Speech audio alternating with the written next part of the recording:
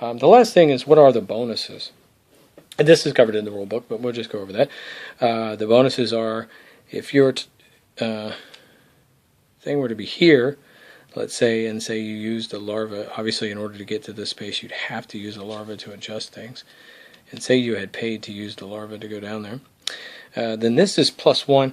So for this turn, you act as if you are 1 higher on the technology track.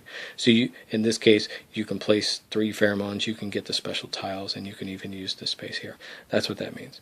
Had you left it alone, you could. What this means is +1 point. Anytime you score a point, you get an additional point. So if you kill a bug, if you get the bonus points up here, whatever generates points, you would get 1 more. If you were over here, so 2 is +2 larvae if you create larvae. So if you put any amount of nurses over here to create larvae, you get whatever you would normally get, and then +2. Not per 1, by the way. So this would normally generate 1, so it generates 3. If you had a second one here, you would normally generate 3, so you would generate 5. If it was a number 3, this is +3 on the harvest. If you remember, in the harvest phase, you must pick up 1 cube from each pheromone that has cubes on it, that are not the special tiles. And then additionally, you can grab up to 3 more if you so choose. And that's optional, but you can do that. That's a nice way to get a lot of goods immediately and put them to use if you have a use for them. This one is +3 movement.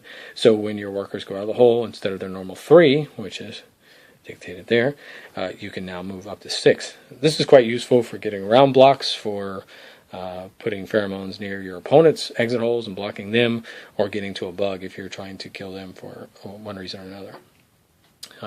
Number 5 here is +1 soldier. So again, if you make a soldier at all, any number of soldiers, 1 or 2, you would get a bonus 1, but you have to at least make 1 to get the bonus.